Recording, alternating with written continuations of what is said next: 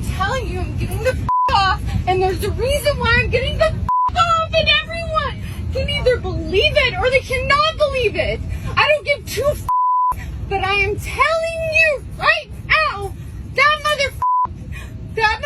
back there is not real. And you can sit on this plane and you can die with them or not. I'm not going to. So by now, I'm sure all of you out there in social media world has seen the video of the American airline lady who claims that the man in the back, whoever it may be, I've seen several different stories, different versions and stuff, but apparently she's seen somebody that she doesn't think is real. There's conspiracies saying it may be a reptilian man, a ghost, or they think it was the flight attendant or the guy with the green sweater. So I've done my research and everything, just to get a giggle out of what everybody's theory could be. So I'm gonna put my little input out there.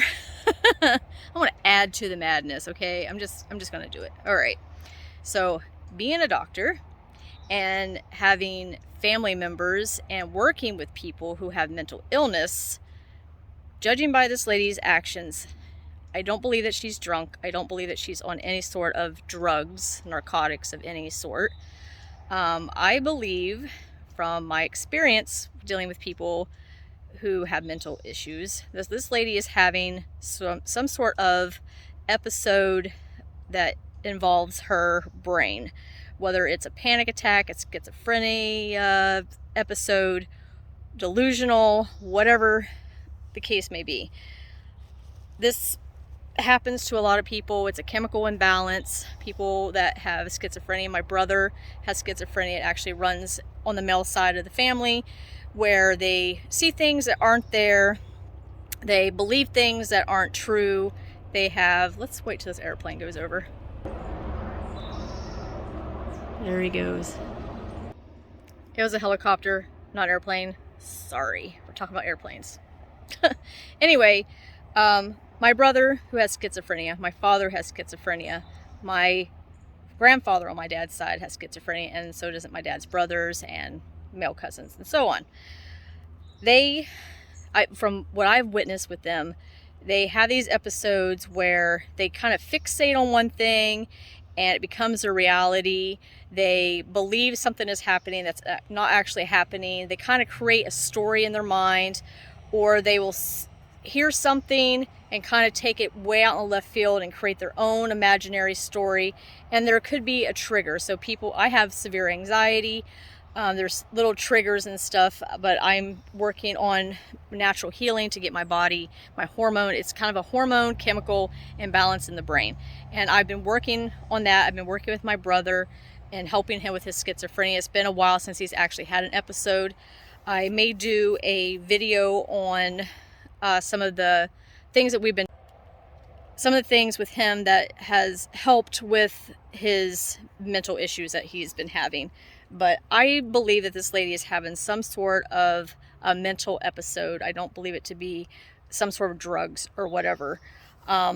It's really sad because I've seen videos where people are recording somebody having some sort of mental episode. They're calling them Karen, or they're just saying they're overreacting and stuff. But the worst thing that you can do with anybody who's having some sort of mental episode is to corner them or tell them to calm down, because in their mind they truly believe that what they're witnessing is actually true and that's happening. So something maybe a person had done on the plane triggered something that she believed to be happening. And the worst thing that these people could do is say, stop, blah, blah. I understand the safety and thing, and thank God they actually weren't up in the air, because that would have been a whole nother nightmare. But like with my brother, when he's having an episode, I just go with it. Yes, okay, all right, I see your point. I don't try to block him. I don't try to tell him to shut up. I don't try to tell him, no, this isn't true. That's not real, blah, blah, blah, because there's no convincing. You cannot convince these people that whatever they're witnessing, whatever they're seeing, isn't truly happening, because in their mind, it truly is happening. There are things that can be done to help kind of ease these symptoms, and I'll do a video, like I said, in some of the treatment things I've done with my brother. I believe that it is something maybe environmental that they've been exposed to. Hereditary is one thing, and maybe food sensitivities, things like that, or a medication that they had taken somewhere, or a vitamin and mineral deficiency. I'm actually going to be doing a video on vitamin and mineral deficiencies.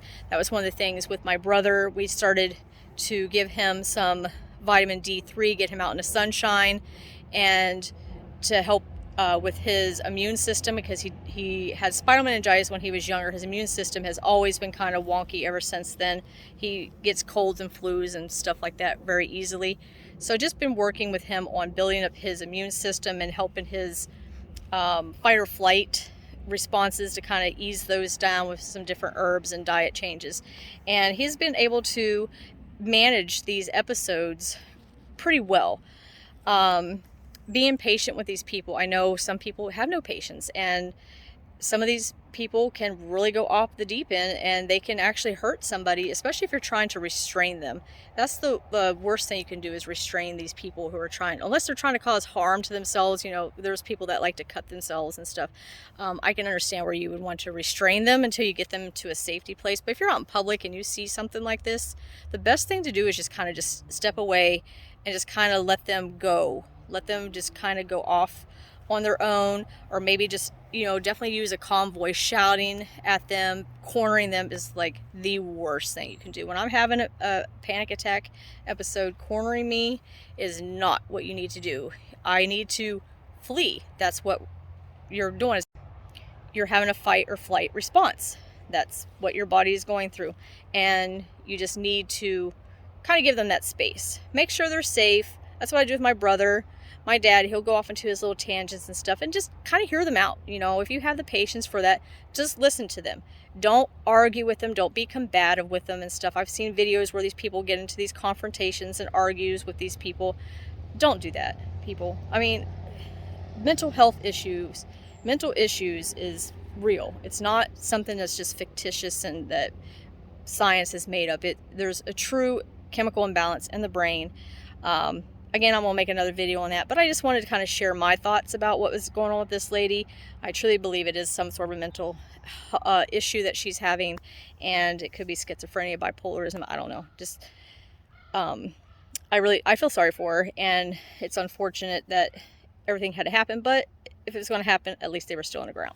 So, the bugs are eating me out here. All right, you guys, go ahead, like, subscribe, share, comment, and I will see you guys in another video. Bye!